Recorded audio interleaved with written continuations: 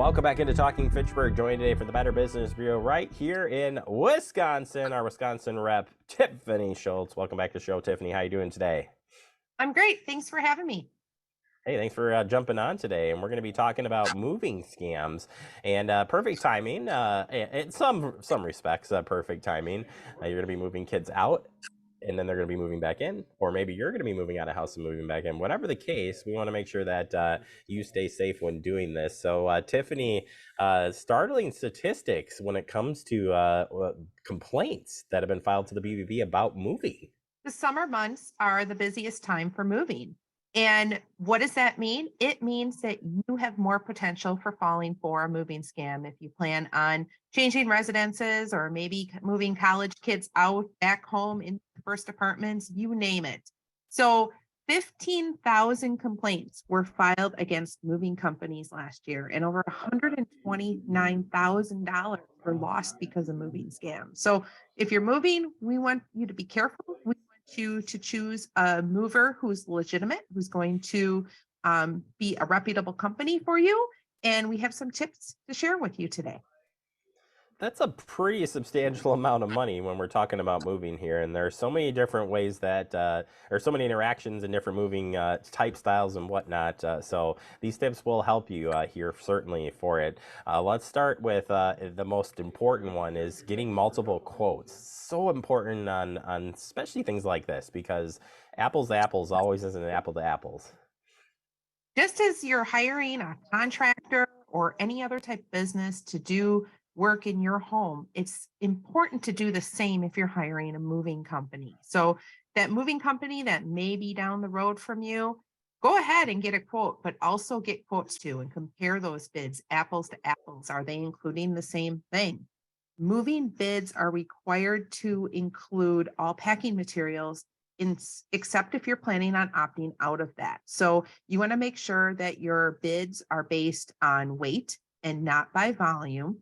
You also want to make sure that it has a start date and an end date to your move. So a pickup and delivery date is important. And read that fine print. What does that fine print say? Extremely important.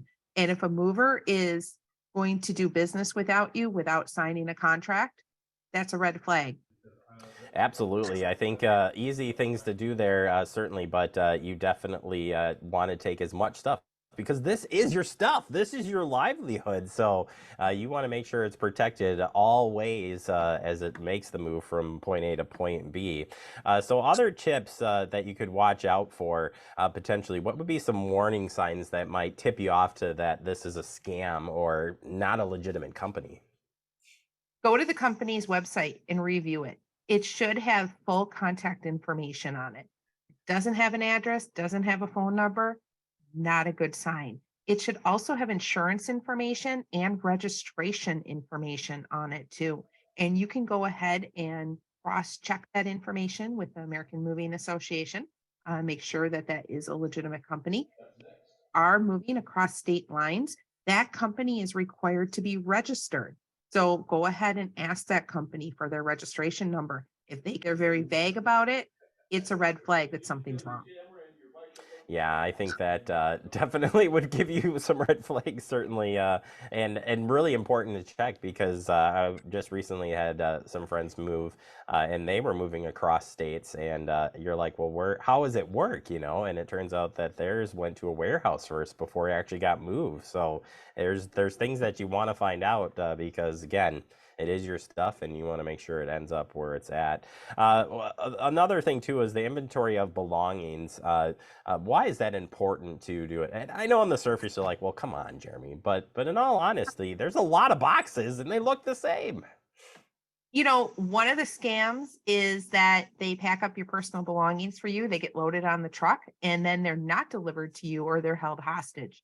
You want to make sure that you know exactly what is in those boxes that you pack. So it's a great idea to keep an inventory sheet, label on the box what's all in that box, and also snap a picture of the contents. If there is anything that's damaged, read the fine print in the contract.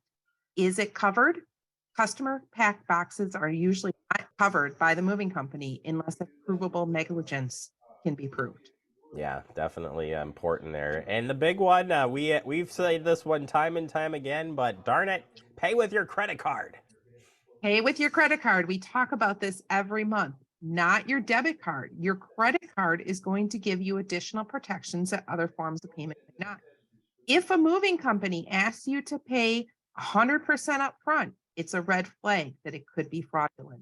You should never pay 100% upfront. A third down, 50% down is pretty standard, but 100% upfront is a no go.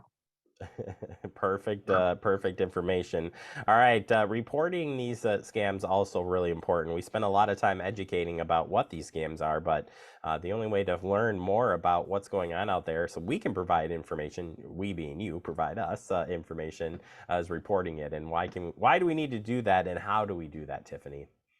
If you've experienced a scam, regardless if you've lost money or personal informations or even your personal belongings, we want to know about it. You can go ahead, report it to us at bbb.org/scam tracker. Your report is going to help warn others of the scams taking place in the marketplace. Plus, we're able to put together these nifty statistics for next year. Nifty indeed, and we love sharing information here on Fact TV. And Tiffany, we certainly appreciate all your help sharing this great information. So thank you so much for your time, and we'll check back in with you real soon. Thanks for having me today.